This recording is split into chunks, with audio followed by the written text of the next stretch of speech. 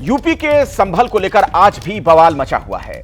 आज समाजवादी पार्टी के नेता संभल कूच करने निकले थे, लेकिन उन्हें पुलिस ने जाने नहीं दिया, रास्ते में रोक लिया गया। लखनऊ यूपी दिल्ली बॉर्डर से लेकर मुरादाबाद तक जहां से समाजवादी पार्टी के नेता संभल की ओर कूच करने की तैयारी में थे, उन्हें पुलिस ने वहीं रोक दिया। तो आपको कुछ तस्वीरें हम दिखाते हैं। इन तस्वीरों के जरिए आप देखेंगे आज किस तरीके से प्रशासन ने इन नेताओं को रोकने का प्रयास किया है। दिल्ली यूपी के बीच गाजीपुर बॉर्डर पर समाजवादी पार्टी के सांसद हरेंद्र मलिक को यूपी पुलिस ने रोका।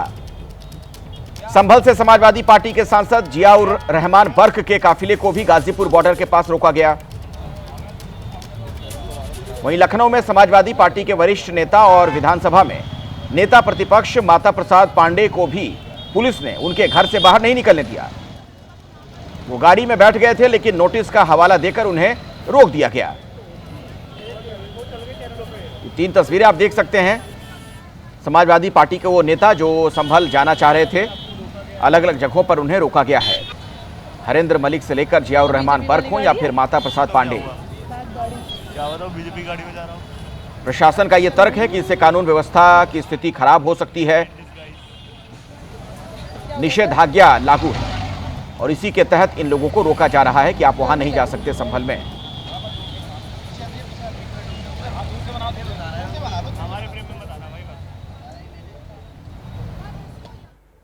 समाजवादी पार्टी के सांसद जियाउर रहमान बर्क ने कहा कि हमें इसलिए रोका जा रहा है ताकि संभल की सच्चाई सामने न आ सके। देखिए, हमारे साथ इस वक्त सांसद जियाउर रहमान बर्क खुद मौजूद हैं। काफिला निकला था दिल्ली से और रोका गया है, सर क्या कुछ कहेंगे? देखिए, हम लोग काफिला हमारा निकलने का मकसद ये था कि हम 3 दिन पहले हमारा डेलीगेशन जा रहा था संभल के लिए। माननीय राष्ट्रपति अखिलेश यादव जी ने डेलीगेशन बनाया था, लेकिन डीजीपी यूपी ने ये कहा था कि उस वक्त अभी नहीं जाएं कि वहाँ पे स्थिति अभी ख़राब हो सकती है, तो हम लोग रुक गए। जबकि स्थिति ख़राब जनप्रतिनिधियों के जाने से स्थिति ख़राब नहीं होती बल्कि संभलती है। हम रुक गए, लेकिन आज हम इसी उससे गए थे, 3 दिन मुकम्मल हो गए थे। लेकिन अफसोस है, इस प्रकार से हमको रोकना गलत है और ये सरकार अपनी जो प्रकार वहाँ पे घटना हुई है उसमें पुलिस प्रशासन और शासन की जिम्मेदारी है, वो चीज़ सामने नहीं आ सके, इसलिए हमको रोका गया है।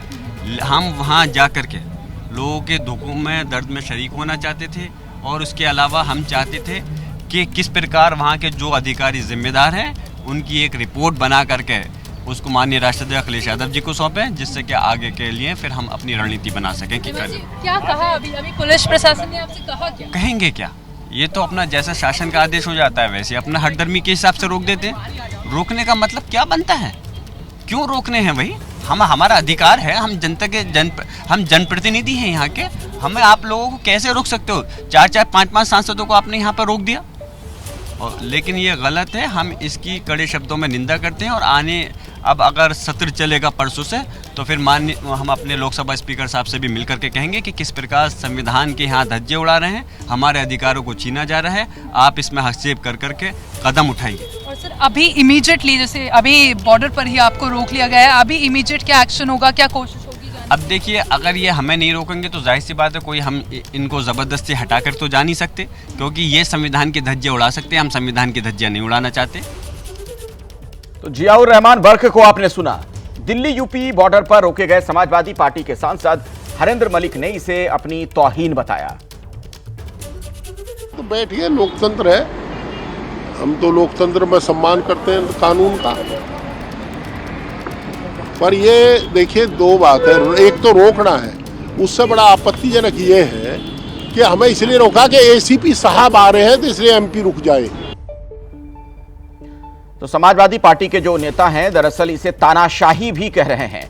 वो तस्वीरें भी आपने देखी थी। माता प्रसाद पांडे को भी आज सुबह जब रोका गया था, इससे पहले सुबह लखनऊ में बड़ा ड्रामा हुआ।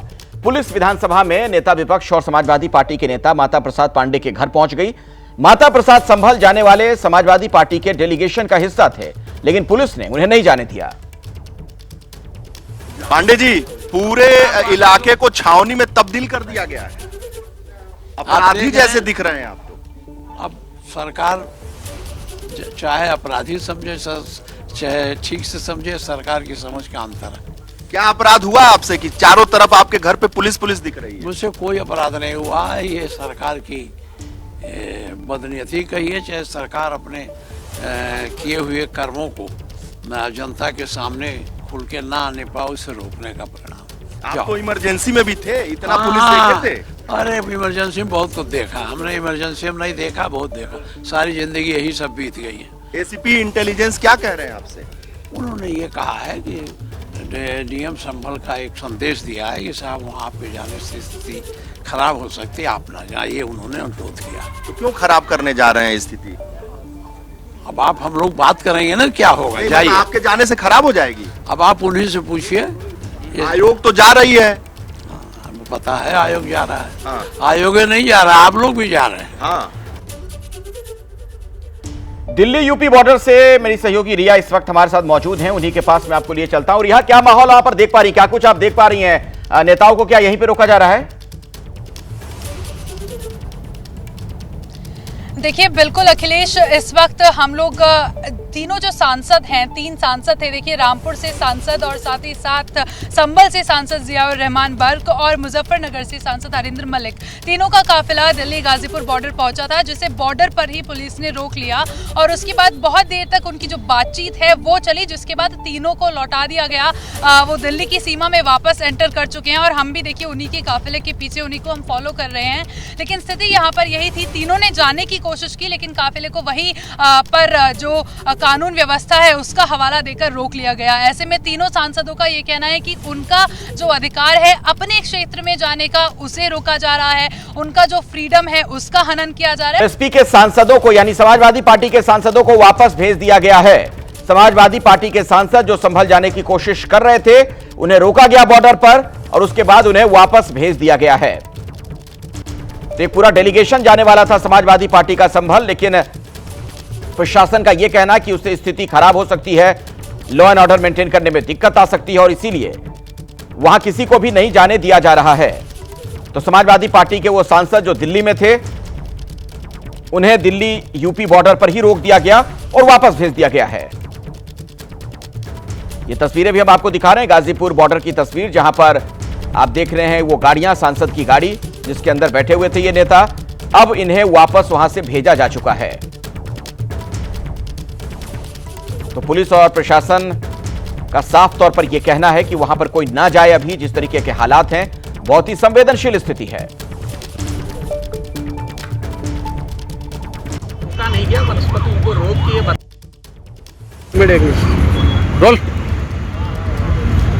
रोल सर, सपा के सांसदों का डेलीगेशन संभल के लिए जा रहा था, गाजीपुर पर रोका गया है।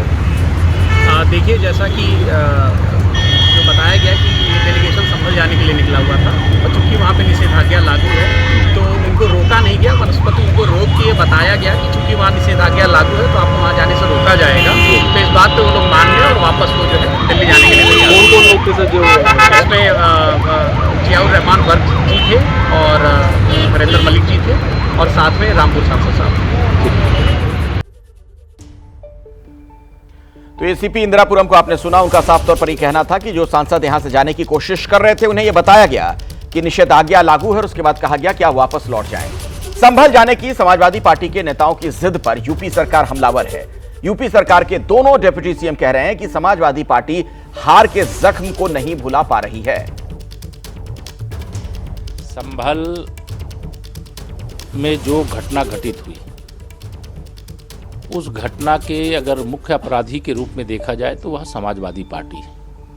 प्रतिनिधिमंडल समाजवादी पार्टी के माध्यम से भेजना यह एक नौटंकी है, वोट बैंक साधने की राजनीति है। समाजवादी पार्टी का सुपड़ा साफ होता जा रहा है, उनका वोट बैंक खिसक गया है। मैं श्री अखिलेश यादव जी और उनकी पार्टी के जो बचे खुचे सांसद विधायक हैं, कहूँगा अपनी पार्टी संभालो और संभल का माहौल या उत्तर प्रदेश का माहौल खराब करने की कोशिश मत करो।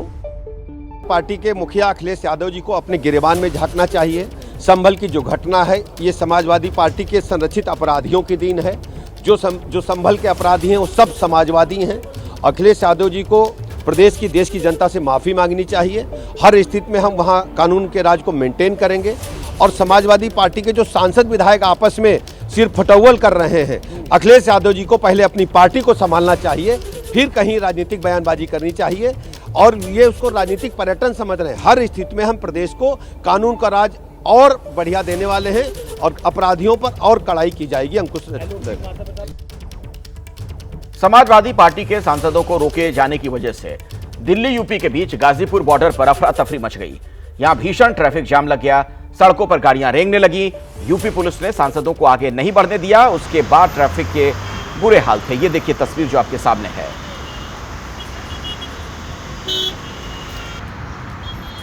तो गाड़ियां रेंग रही थी, चूंकि वहां पर जाम लग जाने की वजह से इस तरीके के हालात बन गए थे। उत्तर प्रदेश का ये गाजीपुर बॉर्डर आप देख रहे हैं, लोगों को कितनी दिक्कतें हुई हैं। लंबा जाम और उसके बाद गाड़ियां कुछ यूं रेंगती हुई नजर आई। यूपी के मुरादाबाद में भी पुलिस ने समाजवादी पार्टी के नेताओं को रोका। पूर्व मंत्री और समाजवादी पार्टी के विधायक कमाल अख्तर, समाजवादी पार्टी के विधायक पिंकी यादव और मुरादाबाद के जिला अध्यक्ष जयवीर सिंह यादव को पुलिस ने दिल्ली लखनऊ नेशनल हाईवे पर संभल जाते समय रोक दिया। ये तीनों नेता भी समाजवादी पार्टी के 15 सदस्यों वाले प्रतिनिधि मंडल का हिस्सा थे, जो कि संभल कूच कर रहे थे। तीनों को मुंडा पांडे थाने में बैठाया गया है।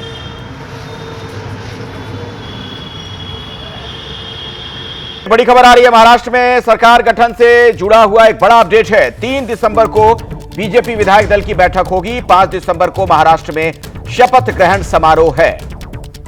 तो 3 दिसंबर को भारतीय जनता पार्टी के विधायक दल की बैठक होगी और 5 तारीख को महाराष्ट्र में शपथ ग्रहण समारोह होगा। यानी नई सरकार 5 तारीख को शपथ ले लेगी। इसी खबर पर और ज्यादा विस्तार से जानकारी आप तक पहुंचाएंगे मेरे सहयोगी गणेश ठाकुर इस वक्त हमारे साथ फोन लाइन पर मौजूद हैं। गणेश।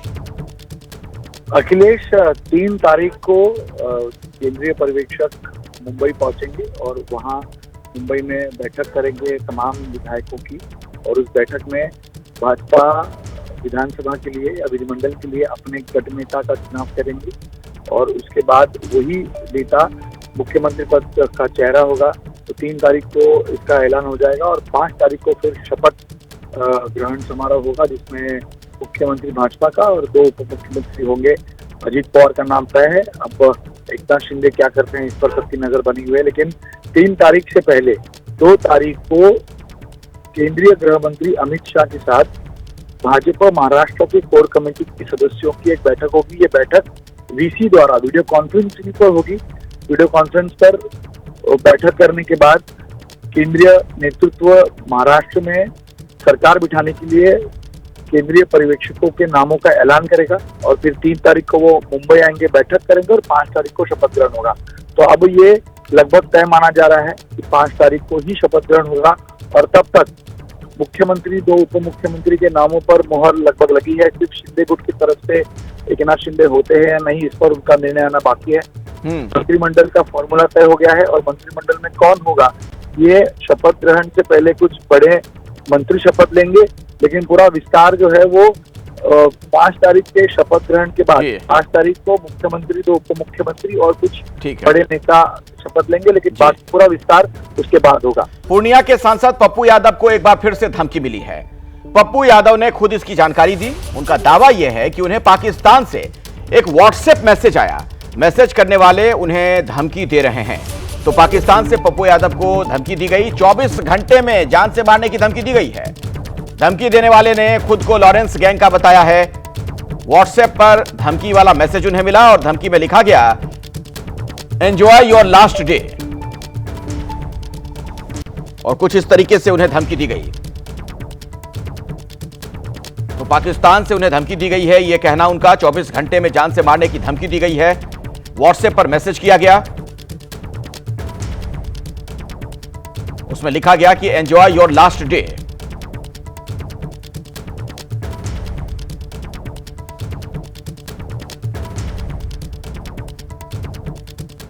सांसद पप्पू यादव का दावा यह है कि उन्हें धमकी देने वाले ने उनके मोबाइल फोन पर एक वीडियो भी भेजा। वीडियो में और धमकी देने वाले ने वीडियो के साथ लिखा कि तुम्हारे साथ भी ऐसा होगा। एक धमाके का वीडियो भी है, ये देखिए। और इस वीडियो को उसमें डालकर यह बात लिखी गई कि तुम्हारे साथ भी ऐसा ही होगा। और यह वो वीडियो जिसके बारे में कहा जा रहा है, जो पप्पू यादव को वीडियो भेजा गया। और ये वीडियो दिखाकर उन्हें धमकी दी गई है। उन्हें कहा गया कि तुम्हारे साथ भी ऐसा ही होगा।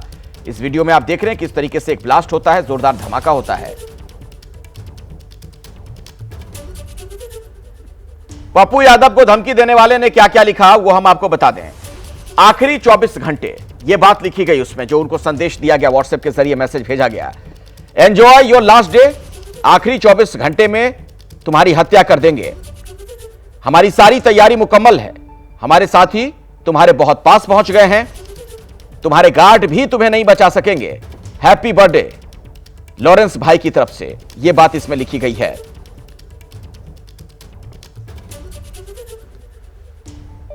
और खुद पप्पू यादव इस वक्त हमारे साथ मौजूद हैं। पप्पू जी, स्वागत आपका एबीपी न्यूज में।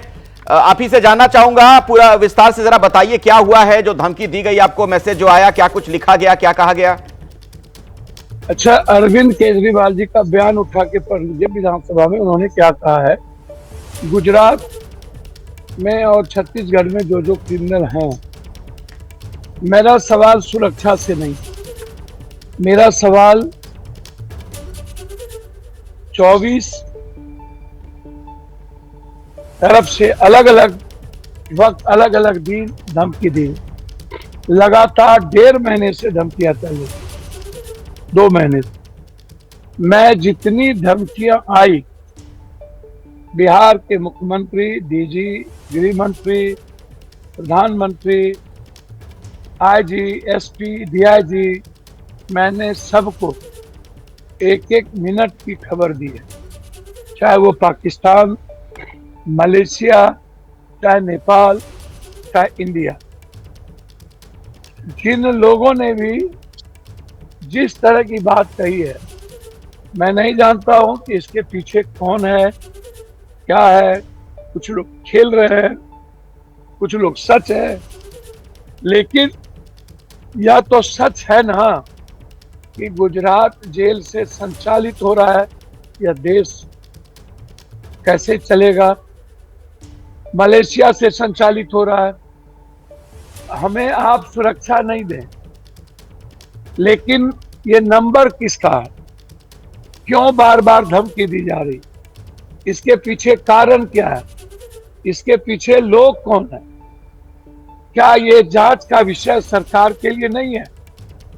क्या मैं इस हिंदुस्तान का एक नागरिक नहीं हूं? क्या हमारे लिए कॉन्स्टिट्यूशन नहीं है? क्या सच्चाई के रास्ते एक आम आदमी को चलना इस देश की सरकार के लिए सही नहीं है?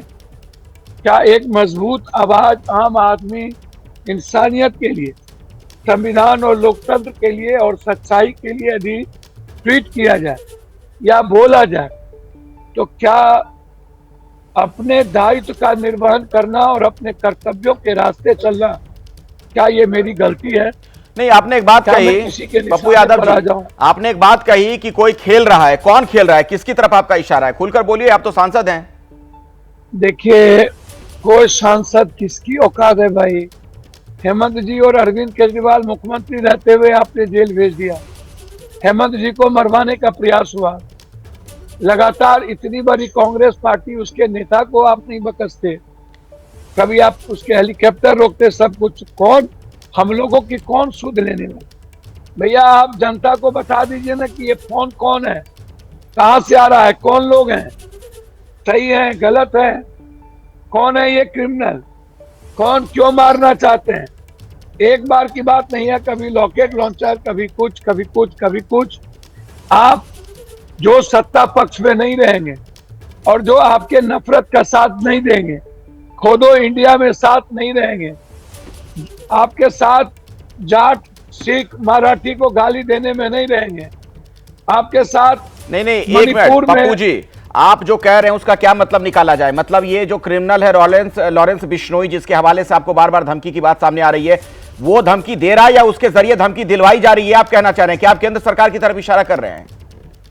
मुझे एक बात बताइए भैया, क्रिमिनल और माफिया की औकात है हमारे कानून के सामने? वो कहीं से, और लोकतंत्र में इसकी क्या औकात जब तक कोई सिस्टम उसके पीछे ना हो?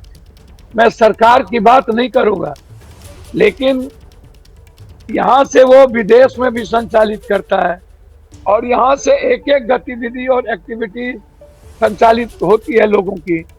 मैं किसी व्यक्ति विशेष का नाम नहीं लेता, लेकिन मैं इतना जानता हूँ। नहीं, व्यक्ति विशेष का नाम तो आप नहीं ले रहे हैं पप्पू जी, लेकिन आप जो कह रहे हैं खोदो इंडिया में अगर हम साथ नहीं है तो ये हमारे साथ हो रहा है, तो आप किसके बारे में क्या कहना चाह रहे हैं, वो तो समझ में चीजें आ रही है ना। देखिए, मैं एक बात कह रहा हूँ, मैंने कहा खोदो इंडिया में ना रहूं तो क्या मेरा जांच नहीं होगा? क्या मेरे परिवार की सुरक्षा की बात नहीं होगी? जो लगातार हमको आप सुरक्षा एकदम ना दी। मैं तो 24 दिन झारखंड में रहा, हम झारखंड से निकले ही नहीं, हम जंगल जंगल मोटरसाइकिल से गए, गांव गए। आप जब मेरे भाई को टारगेट करिएगा उस परिवार को, तो हम तो मरने के लिए एकदम कफन बांध के गए थे, और 1 लाख बार मैं मरने को तैयार हूँ सच के लिए, 1 लाख बार।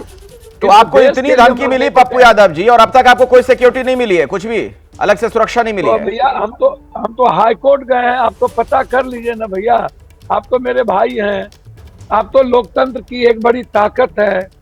आपसे बड़ा कौन है दुनिया में, इस देश में, कि जो आप आईने हैं आम आदमी के। आप मेरे भाई हैं, आप मेरा भी आईना बनिए और पूछिए सरकार से, भैया सुरक्षा नहीं दो, कम से कम उनके परिवार को धमकी दी जा रही है। आप उनकी तो सुरक्षा, किसी परिवार की बचाने की जिम्मेदारी और रक्षा की जिम्मेदारी किसकी है? मैंने सुना कि आपको व्यक्तिगत तौर पर अपनी सुरक्षा की व्यवस्था करनी पड़ रही है, आपके किसी मित्र ने आपको लैंड क्रूजर कार दी है बुलेट प्रूफ, उसमें चल रहे हैं। भैया मेरे बुलेट प्रूफ में हम नहीं, और भी लोग होंगे, चल रहे होंगे। हमको किसी दोस्त ने कहा कि अभी आपको सुरक्षा के दृष्टिकोण से गाड़ी बदलनी चाहिए, आप इसमें चलिए। तो हमने उनकी बात मान ली, ना नहीं कहा, और मैं अपने दोस्त के गाड़ी में चलना शुरू कर दिया। बस इतना ही है। भैया एक बात आप बताइए, आप पंजाब के गिल को बचा पाए, कैनेडी को बचा पाया, इंदिरा जी बच पाई, राजीव जी पूरा जैकेट पहने हुए थे, बच पाए। सर जब मरना होगा देश और इंसानियत के लिए, तब कौन बचेगा भैया? हम नहीं बच सकते। मरना, जो मारना चाहेगा मार देगा। नहीं, आपकी सुरक्षा होनी चाहिए पप्पू यादव जी। आप एक सांसद भी हैं, पुराने नेता हैं, और कोई भी आम व्यक्ति हो, खास व्यक्ति हो, सरकार की यह जिम्मेदारी है कि उस सबकी सुरक्षा सुनिश्चित करे।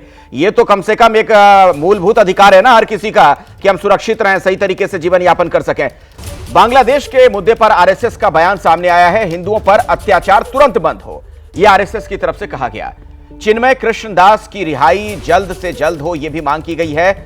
बांग्लादेश सरकार मूक दर्शक बनी हुई है, यह बात कही गई आरएसएस की तरफ से। भारत सरकार हिंदुओं की सुरक्षा के लिए प्रयास जारी रखे, हिंदुओं के साथ अमानवीय अत्याचार चिंताजनक है, तो राष्ट्रीय स्वयंसेवक संघ की तरफ से यह बातें कही गई हैं। बांग्लादेश की सरकार मूक दर्शक बनी हुई है और भारत सरकार हिंदुओं की सुरक्षा के लिए प्रयास जारी रखे, हिंदुओं के साथ अमानवीय अत्याचार चिंताजनक। तो बांग्लादेश के मुद्दे पर आरएसएस का बयान भी सामने आया है कि हिंदुओं पर अत्याचार तुरंत बंद हो। बांग्लादेश में जिस तरीके के हालात बने हुए हैं, वाकई में चिंता की बात। और अब इस पर आरएसएस की भी प्रतिक्रिया सामने आई है, आरएसएस की तरफ से जो बातें कही गई हैं। आइए जरा विस्तार से समझते हैं, जानते हैं मेरे सहयोगी नीरज पांडे से। नीरज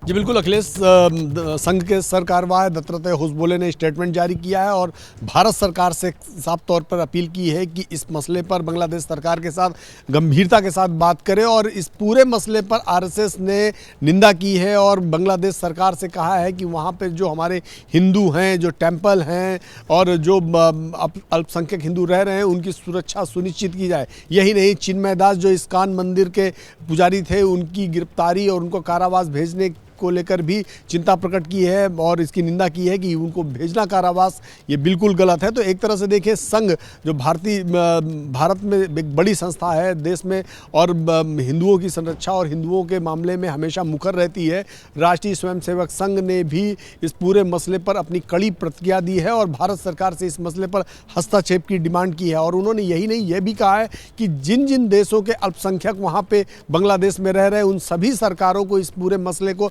बड़ी ही गंभीरता के साथ उठाना चाहिए और बांग्लादेश सरकार के साथ मिलकर बात करके उनकी सुरक्षा को सुनिश्चित करना चाहिए। तो अभी तक आपको बता दें कि एक दिन पहले ही भारत सरकार ने पार्लियामेंट में बाकायदा स्टेटमेंट जारी किया था और उसमें कहा गया था कि उन्होंने बांग्लादेश के हाई कमिश्नर के साथ बातचीत करके इस पूरे मसले पर अपनी प्रतिक्रिया दी है कि वहाँ पे जो अल्पसंख्यक हिंदू रह रहे हैं उनकी सुरक्षा सुनिश्चित की जाए। लेकिन ठीक एक दिन बाद यानी आज जब वहाँ मामला और ख़राब होता जा रहा है तब आरएसएस को स्वयं सामने आना पड़ा और आरएसएस की तरफ से उनके जो सबसे बड़े जो सरकारवाह हैं मतलब दत्तात्रेय होसबोले, चूँकि संघ प्रमुख मोहन भागवत के बाद दत्तात्रेय होसबोले ही हैं जो संघ के अंदरूनी कामों को देखते हैं, उनका स्टेटमेंट आना अपने आप में ये बताता है कि संघ इस मसले को लेकर गंभीर है और संघ ने भारत सरकार से अपील की है कि इस मसले को बांग्लादेश सरकार के साथ बातचीत करके उठाया जाए। अगली खबर, कांग्रेस के सवालों पर चुनाव आयोग का जवाब सामने आया है।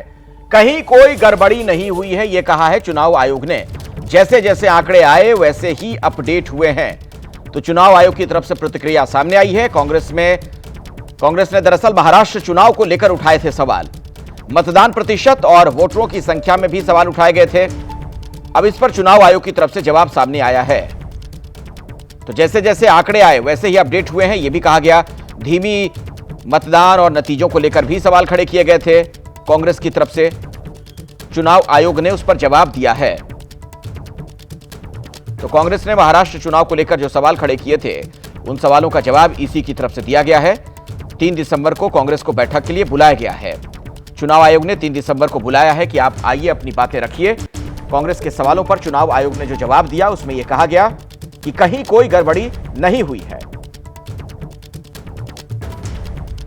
चुनाव आयोग की तरफ से और क्या कुछ कहा गया है, विस्तार से जानकारी आप तक पहुंचाएंगे मेरे सहयोगी अंकित गुप्ता भी हमारे साथ मौजूद हैं। अंकित जी बिल्कुल अखिलेश, देखिए कांग्रेस की तरफ से लगातार शिकायत करते हुए सिर्फ कांग्रेस ही नहीं बल्कि और राजनीतिक दल भी जो चुनाव में मैदान में थे वो लगातार सवाल उठा रहे थे। चुनाव आयोग के वोटिंग के जिस तरीके से मतदान प्रतिशत सामने आ रहा था और साथ ही में वोटरों की जो संख्या को लेकर के, तो चुनाव आयोग ने साफ तौर पर कहा है कि ये जो आरोप है वो पूरी तरह बेबुनियाद है, क्योंकि वोटर लिस्ट के बारे में भी जो तमाम राजनीतिक दल है उनको पहले से ही जानकारी दे दी जाती है। ऐसा नहीं है कि वोटर लिस्ट अचानक सामने आती है। चुनाव की प्रक्रिया जैसे ही शुरू होती है जो वोटर लिस्ट है वो तमाम राजनीतिक दलों को दे दी जाती है। उसके साथ ही में जो मतदान प्रतिशत है, मतदान प्रतिशत के बारे में भी जानकारी लगातार अपडेट होती रहती है। हर 2-3 घंटे पर चुनाव आयोग उस जानकारी को अपडेट करता है। और रही बात शाम को 5 बजे से लेकर के रात में 11 बजे तक मतदान प्रतिशत अचानक कैसे बढ़ जाता है, इस तरीके के जो आरोप लग रहे थे उस पर चुनाव आयोग ने साफ तौर पर कहा है कि शाम को 5 बजे तक का जो मतदान प्रतिशत होता है वो उसके बाद में भी जो कई सारे ऐसे वोटर्स होते हैं जो लाइनों में लगे होते हैं, लिहाजा और जो जानकारी चुनाव आयोग तक जो पहुंचती है उसको आने में जो वक्त लगता है, इसी वजह से लगातार मतदान प्रतिशत जो अपडेट किया जाता है। और इतना ही नहीं अखिलेश, एक जानकारी के लिए मैं ये भी बता देता हूँ कि ऐसा नहीं है कि रात में 11 बजे जो मतदान प्रतिशत आता है वो फाइनल होता है। मतदान प्रतिशत उसके अगले कई घंटों तक भी अपडेट होता रहता है। उदाहरण के तौर पर जब महाराष्ट्र की बात की जाए जो मतदान प्रतिशत था तो वो जो है रात में 11 बजे का था 65, लेकिन अगले दिन होते होते वो 66.11% तक पहुंचा। तो निश्चित तौर पर इस तरीके की जो कई सारी जानकारियां होती हैं जो चुनाव आयोग की तरफ से दी जाती हैं, लेकिन फिर भी क्योंकि चुनावी प्रक्रिया पर सवाल उठा था लिहाजा चुनाव आयोग ने स्पष्टीकरण भी दिया है और ये भी कहा है कि अगर उनको फिर भी कोई शिकायत है तो अपनी बात रख सकते हैं आके। बड़ी खबर आप तक मैं पहुंचा दूं, 3 दिसंबर को बीजेपी विधायक दल की बैठक होनी है और 5 दिसंबर को महाराष्ट्र में शपथ ग्रहण समारोह है। तो अभी का एक बड़ा अपडेट, 3 तारीख को 3 दिसंबर को बीजेपी विधायक दल की बैठक होगी और 5 दिसंबर को शपथ ग्रहण समारोह है। विधायक दल की बैठक होगी, इसका मतलब यह कि उस दिन यह साफ हो जाएगा मुख्यमंत्री को लेकर जो तमाम कयास लगाए जा रहे हैं। 3 दिसंबर को विधायक दल का नेता जिसे चुना जाएगा वही अगला मुख्यमंत्री महाराष्ट्र का होगा। 5 दिसंबर को शपथ ग्रहण समारोह है। तो महाराष्ट्र में सरकार गठन से जुड़ी यह बड़ी खबर सामने आ रही है। नजर महाराष्ट्र पर लगातार हमारी बनी हुई है। यहां सरकार के गठन को लेकर चुनावी नतीजों के 7 दिनों के बाद भी तस्वीर साफ नहीं हो पाई। कल कार्यवाहक मुख्यमंत्री एकनाथ शिंदे अपने गांव सातारा चले गए। इससे हुआ यह कि महायुति की बैठक भी नहीं हो पाई, जिसके बाद अटकलों का बाजार गर्म हो गया। महाराष्ट्र में सरकार के गठन को लेकर पेंच एकनाथ शिंदे की वजह से ही फंसा हुआ है। सूत्रों के हवाले से खबर यह है कि नई सरकार में एकनाथ शिंदे की भूमिका को लेकर पेंच ये फंसा हुआ है। सीएम के ऑफर पर शिंदे ने, डिप्टी सीएम के ऑफर पर शिंदे ने फिलहाल कोई जवाब दिया नहीं है। तो उनका अगला कदम क्या होगा, हर किसी को इसका इंतजार। शिंदे क्या महाराष्ट्र में ही रहेंगे या केंद्र में मंत्री बनेंगे, इसका जवाब भी शिंदे को देना है। कुल मिलाकर बीजेपी को शिंदे के जवाब का इंतजार है। शिंदे का अगला का क्या कदम होगा, इस पर सबकी निगाहें लगी हुई हैं, क्योंकि उनकी पार्टी के नेताओं के जो बयान आ रहे हैं बहुत ही आक्रामक अंदाज में अपनी बात रख रहे हैं। महाराष्ट्र के निवर्तमान सीएम एकनाथ शिंदे इस वक्त सातारा में हैं। उनकी तरफ से कोई बयान नहीं आ रहा और इन सब के बीच खबर यह है कि एकनाथ शिंदे के करीबी और उनके पार्टी के नेता संजय शिरसाट ने बड़ी बात कही। उन्होंने यह कह दिया कि भविष्य में क्या उनकी भूमिका होगी ये आज कहना बहुत मुश्किल है। इससे सस्पेंस और ज्यादा बढ़ गया है। हे पदविध त्यांच्यासाठी फार नॉर्मल गोष्ट आहे। भविष्यामध्ये ते काय भूमिका घेतील किंवा काय होतील हे आज सांगणं जरी कठीण असलं, परंतु शिंदे साहेब या महाराष्ट्रामधले एक पॉवरफुल नेते आहेत, हे सर्वच पक्षाच्या नेत्याला आता मान्य करावं। चैंपियंस ट्रॉफी के वेन्यू पर अभी की बड़ी खबर आपको मैं बता दूं, चैंपियंस ट्रॉफी को लेकर पाकिस्तान क्रिकेट बोर्ड बंट गया है। पीसीबी का एक हिस्सा चाहता है कि पाकिस्तान से बाहर हो मैच। सूत्रों के हवाले से हमें बड़ी जानकारी मिल रही है। पीसीबी ने दावा किया पाकिस्तान के स्टेडियम मैच के लिए तैयार नहीं है। पीसीबी के एक हिस्से ने यह कहा कि यहां मैच हुए तो सामने आएगा भ्रष्टाचार। तो पीसीबी के अंदर गुटबाजी आप देख रहे हैं किस तरीके से खबरें वहां से सामने आ रही हैं। एक ऐसा धड़ा है जो चाहता है कि पाकिस्तान से बाहर हो मैच। पाकिस्तान के स्टेडियम मैच के लिए तैयार नहीं यह कहा गया है, जबकि दूसरे धड़े का यह कहना कि यहां मैच हुआ तो भ्रष्टाचार सामने आ जाएगा। तो अभी की बड़ी खबर एक बार फिर से मैं आपको बता दूं, चैंपियंस ट्रॉफी के वेन्यू पर अभी ये बड़ा अपडेट सामने आ रहा है। चैंपियंस ट्रॉफी को लेकर पाकिस्तान का जो क्रिकेट बोर्ड है वो बटा हुआ दिख रहा है, यानी वहां पर जो इसके मेंबर्स हैं उसकी अलग अलग उनकी राय सामने आ रही है। हमारे स्पोर्ट्स एडिटर जीएस विवेक हमारे साथ फोन लाइन पर मौजूद हैं। विवेक, पाकिस्तान क्रिकेट बोर्ड तो पूरी तरीके से बटा हुआ दिख रहा है। जी हाँ, बिल्कुल अखिलेश, और ये बहुत लेटेस्ट अपडेट है चैंपियंस ट्रॉफी को लेकर, क्योंकि आज तक का उनको समय दिया गया था कि पाकिस्तान क्रिकेट बोर्ड को कि वो अपने सरकार से इस बात को कंसल्ट करे, लेकिन क्योंकि रावलपिंडी स्टेडियम जो एक वेन्यू है उसका तो काम अभी तक शुरू भी नहीं हुआ है, तो वो नहीं चाहता है कि पाकिस्तान में जो है चैंपियंस ट्रॉफी हो। जय शाह कल से आईसीसी के चेयरमैन बन जाएंगे 1 दिसंबर से, तो वो चाहते हैं कि सारा का सारा ब्लेम जो है उनकी तरफ डाल दें और वो पूरा इस सिचुएशन से बच जाए।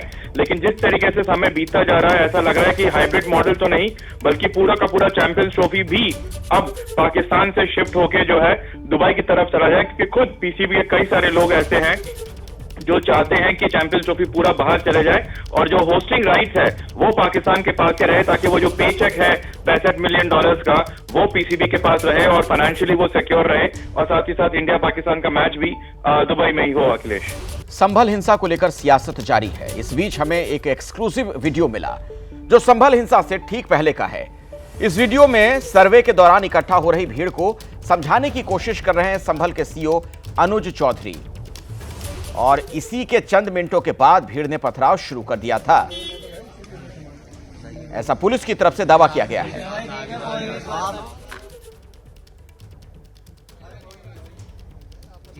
लोगों में, बच्चों में, और पहले देखो इसी तरह से पहले एनआरसी में हुआ था, बहुत लोगों को नुकसान हुआ, कितनी परेशानी होती है।